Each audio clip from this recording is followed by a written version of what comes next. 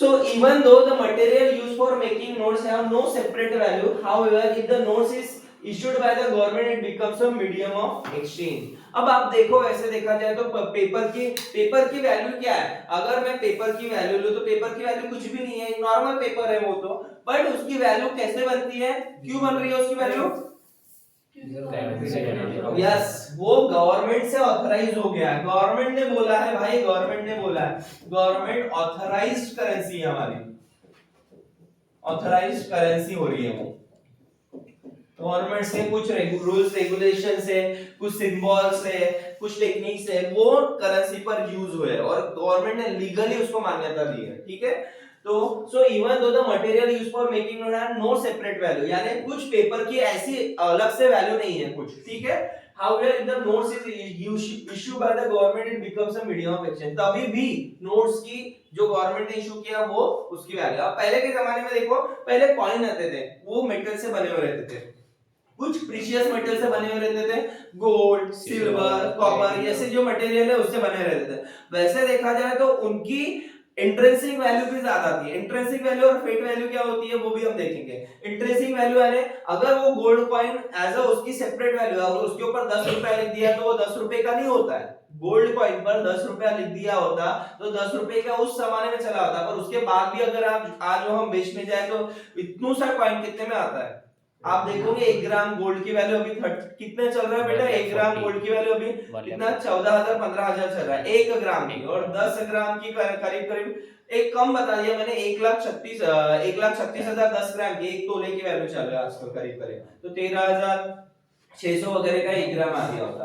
10 रुपए लिखा भी है तो भी, पर पेपर में वैसा है क्या? पेपर में बेचने जाऊंगा तो इतना पैसा मिलेगा क्या मुझे? नहीं। तो पेपर की इंट्रिंसिक वैल्यू नहीं रहती है। 10 बार बता दे रहा, 2 वर्ड आप लिख सकते हैं यहाँ पे, intrinsic value and face value. Intrinsic value and face value यहाँ पे लिख लेना। इंट्रिंसिक वैल्यू और फेट वैल्यू क्या होता है? Intrinsic value and face value. तो हमारे जो नोट्स रहते हैं, नोट्स की करेंसी नोट्स, करेंसी नोट्स की इंट्रिंसिक वैल्यू रहती है क्या? नहीं। फेट वैल्यू रहती है क्या? हाँ। पहले जो कॉइन आते थे प्रीशियस कॉइन जैसे गोल्ड, सिल्वर, इन सब की इंट्रिंसिक वैल्यू रहती थी क्या? हाँ। फेट वैल्यू थी क्या? उस जमाने के हिसाब से थी, ठीक है। हाँ तक समझा क्या? ये सब चीजें पता होनी चाहिए। बेसिक मनी के बारे में समझा, ठीक है। मैं अभी आरबीआई क्या होता है उसके ऊपर भी टच करूंगा, आगे है आपके सिलेबस में। रिजर्व बैंक ऑफ इंडिया के फंक्शंस क्या है, कब एस्टैब्लिश हुआ था, ये सब हम आगे पढ़ने वाले हैं। अब डिपॉजिट विद बैंक्स, अब यहाँ पे बैंक का रोल आ जाता है। यहाँ तक समझा? चलो आगे चलते हैं। डिपॉजिट विद बैंक्स क्या होता है? People often hold money in the form of bank deposit. अब भैया बैंक में जो पैसा रखते हैं वो भी मनी है या नहीं है? सर वो भी मनी है। सर बैंक में हम पैसा रख रहे हैं वो भी मनी है। अब आपको वो तो करेंसी नहीं दिखता है, करेंसी फॉर्म में नहीं है, नहीं करेंसी फॉर्म में नहीं है, पर वो भी मनी है बेटा। हमने ही कहीं ना कभी जाकर उसको डिपॉजिट किया है, हमने ही रखा है। क्यों? अब बैंक में डिपॉजिट रखने के फायदे क्या है वो भी हम देख लेंगे, ठीक है। Bank, for example, people often hold money in the forms of bank deposit. For example, workers who receive their salary at the end of the month may have a extra cash at the beginning of the month. To manage the surplus, they deposit into their bank account. जब salary आती है तो directly bank account में आती है, तो starting में तो बहुत पैसा दिखता है हमारे पास, 2 दिन बाद 3 दिन बाद वो पैसा धीरे धीरे कम होता है। तो एक साथ सैलरी आ जाएंगे तो किसी की थिंकिंग रहती है कि एक साथ मेरे को सैलरी आ जाएंगे तो एक दिन में उड़ जाएंगे, तो क्या करते हैं? They deposit their money in the bank. अब धीरे धीरे जब जैसे रिक्वायरमेंट आती जाएगी हम उसमें यूटिलाइज करेंगे, ठीक है। समझ में आ रहा है ना? धीरे धीरे सरप्लस स्टार्टिंग में रहता है, फिर धीरे धीरे कम होते जाता है। अगर मेरा पैसा बच गया, एक्स्ट्रा कैश रह गया, तो एक्स्ट्रा कैश को मैं क्या करूंगा? फिर से वहां पे डिपॉजिट करूंगा। वहां पे डिपॉजिट करने के मेरे को क्या फायदे मिलेंगे? वहां से मुझे क्या मिलेगा? इंटरेस्ट इनकम मिलेगी, इंटरेस्ट के तौर पर इनकम हो जाएगी मेरी वो, ठीक है। वो हम पढ़ने वाले आगे। Interest and deposit, banks accept this deposit and pay interest on them, ensuring that the money is both safe and uncertain. Depositor can withdraw their money in return, making this deposit known as demand deposit. अब मैं थोड़ा detail में पढ़ाऊंगा इसको, तो I used to use another screen.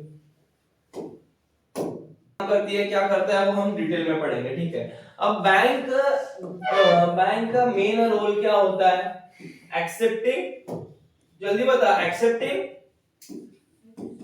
accepting deposit and pay an amount and lending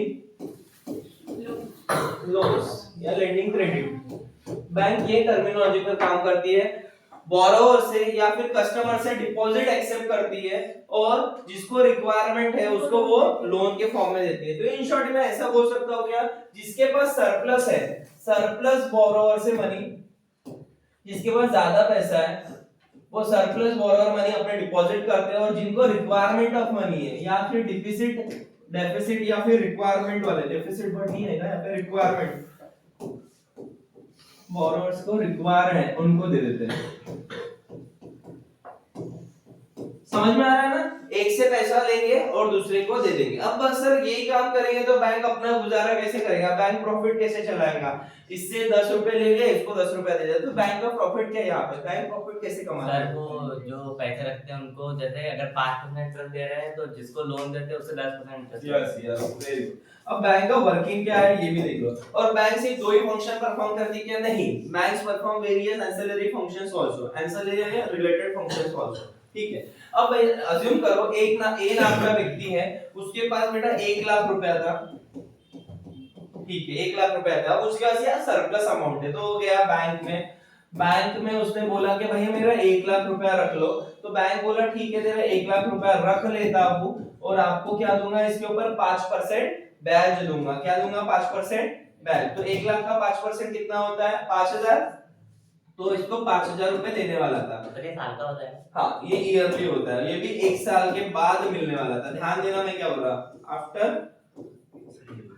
1 year, ठीक है। अब भैया बैंक 1 साल तक वो पैसे का करेगा क्या, 1 साल तक वो पैसे का करेगा क्या भाई, 1 साल के बाद तो उसको 5% देना ही पड़ेगा, तो भैया वो तो उसके लिए लॉस हो जाएगा ना, तो ऐसे कैसे रखेगा, तो बैंक क्या करेगा, ये पैसों को बी नाम के व्यक्ति आता है बैंक के पास, उसको रिक्वायरमेंट है कुछ फंड की, बी नाम का व्यक्ति आता है उसको रिक्वायरमेंट है फंड की, तो पूरा के पूरा 1 लाख दे देगा उसको, नहीं देता है बैंक, पूरा 1 लाख नहीं देता है, कुछ परसेंट बैंक अपने पास रखता है वर्किंग के लिए, कुछ परसेंट बैंक अपने पास रखता है वर्किंग के लिए। लेट्स अज्यूम बैंक ने इसमें से 10,000 अपने पास रख लिए, कर दिए, अपने पास रख दिए, ठीक है। अब बी को 90,000 रुपए का लोन की रिक्वायरमेंट है, तो 90,000 की लोन की या 80,000 समझ लो, मैं बाकी का क्या होता है वो भी बता दूंगा। 80,000 बैंक इसको लोन के फॉर्म में दे रहा है, लोन दे रहा है, तो 80,000 पर कितना रेट ऑफ इंटरेस्ट लेगा, वो 5% ही लेगा, मिनिमम इसका 10% तो भी लेगा, मिनिमम, ठीक है, मिनिमम तो भी लेगा।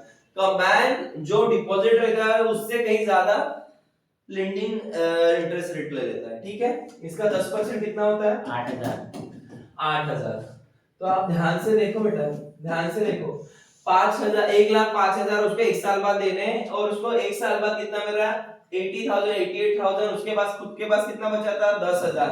अभी भी हिसाब पूरा नहीं हो रहा है, 1 लाख में से 80,000 इसको दिया, 10,000 इसको दिया, सर 10,000 का क्या किया बैंक ने, 10,000 का क्या किया,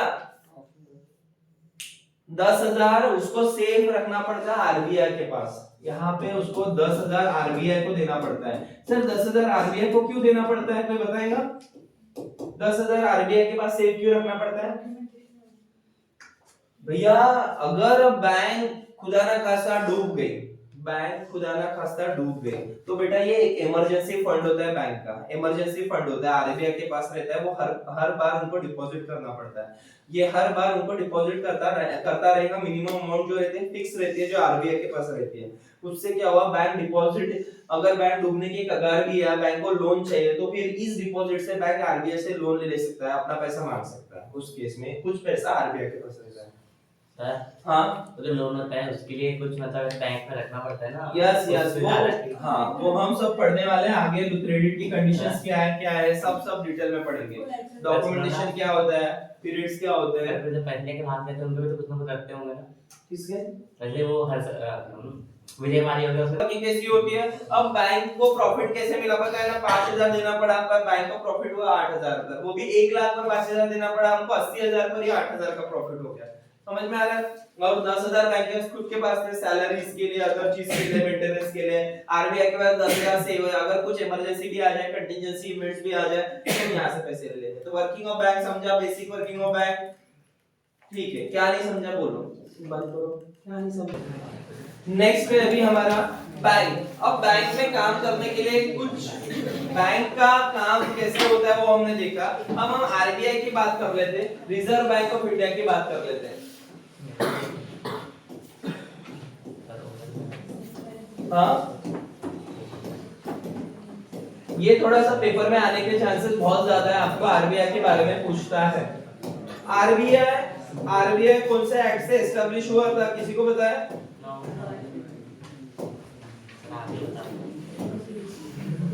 पेपर में पूछता है आरबीआई के बारे में, क्या पूछेगा? आरबीआई कब एस्टेब्लिश हुआ? तो याद रख लेना, आरबीआई 1 अप्रैल 1935 को एस्टेब्लिश हुआ था। कब हुआ था? 1 अप्रैल 1935 को। पेपर में आता है, मैं 10 बार बोल रहा हूँ। आरबीआई कौन से एक्ट से आया था? आरबीआई आया था आरबीआई एक्ट 1934 में। एक 1934 में एक्ट लाया गया था। आप देखो, हमारा देश आजाद होने के पहले ही आरबीआई का एस्टेब्लिशमेंट हो गया था। आरबीआई क्या है? सेंट्रल बैंक है, एपेक्स बैंक है। सेंट्रल बैंक यानी इंपॉर्टेंट, हमारे सेंटर में चलने वाली बैंक है। एपेक्स यानी बहुत इंपॉर्टेंट बैंक है। पेपर में आता है आरबीआई। आरबीआई क्या करता है, आरबीआई के फंक्शंस क्या है, वो बहुत ज्यादा जरूरी है, वो पता होना बहुत ज्यादा जरूरी है। पेपर में बहुत बार आए आरबीआई के फंक्शन। तो हम एक एक डिस्कस करेंगे। तो आरबीआई का पहला फंक्शन क्या है? वेरी गुड, पहले करेंसी इशू करना। भैया जो हमारी करेंसी है ना, हम देख रहे हैं ना, 500 रुपए की नोट, 200 रुपए की नोट, वो हमारी बैंक इशू नहीं करती है, हमारी बैंक नहीं इशू करती है। हाँ, जो भी है, तो ये सब हम ऐसे ऊपर से नहीं टपक जाते, वो आरबीआई इशू करती है। और आरबीआई अपने मन के हिसाब से इशू नहीं करती है।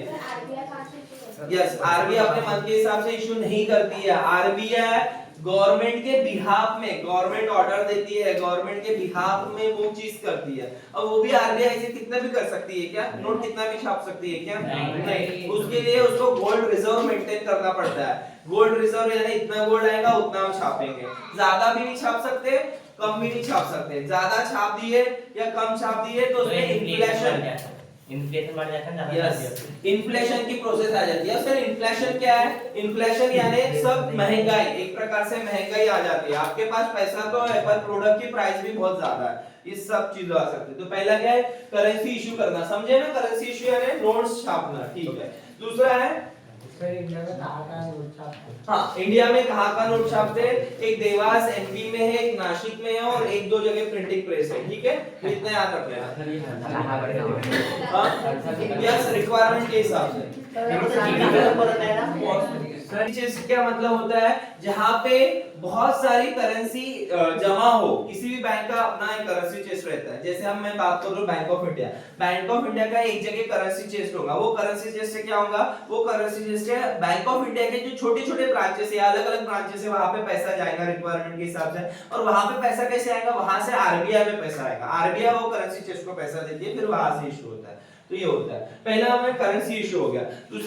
दूसरा है बैंकर्स टू गवर्नमेंट। भाई ये गवर्नमेंट को भी पैसा देती है, गवर्नमेंट को भी खर्चा करने के लिए पैसा देती है। एंड अकाउंटेंट टू गवर्नमेंट भी बोल सकते हैं। अकाउंटेंट टू गवर्नमेंट, गवर्नमेंट के अकाउंट्स पे हैंडल करती है, कितना खर्चा करना है, बजट वगैरह सुना है ना आपने? हाँ, तो वो सब ये में हेल्प करती है आरबीआई इसमें। तीसरा है बैंकर्स टू बैंक। अब ये रोल, ये थोड़ा समझने के लिए आपको समझना पड़ेगा, बैंकर्स टू बैंक। और ये वाली लाइन आप भूलना मत, ये इंपॉर्टेंट है। लेंडर ऑफ लास्ट रिजॉर्ट, ये लाइन पर आप घुमाएंगे, इसको पेपर में लिखोगे तो अच्छे मार्क्स मिलने के चांसेस है। लेंडर ऑफ लास्ट रिजॉर्ट, हाँ वही बता रहा। अगर बाकी के देखो, हमारे कुछ मेन बैंक कौन सी है? Reserve bank of India. उसके अलावा एट प्रेजेंट अभी रिसेंट में कितनी नेशनलाइज्ड बैंक है? कितनी नेशनल बैंक है? 12 नेशनलाइज्ड बैंक है। उसको हम पब्लिक सेक्टर बैंक भी बोलते हैं। और प्राइवेट बैंक भी है, जैसे axis bank, SSC bank, HDFC, ये प्राइवेट बैंक है।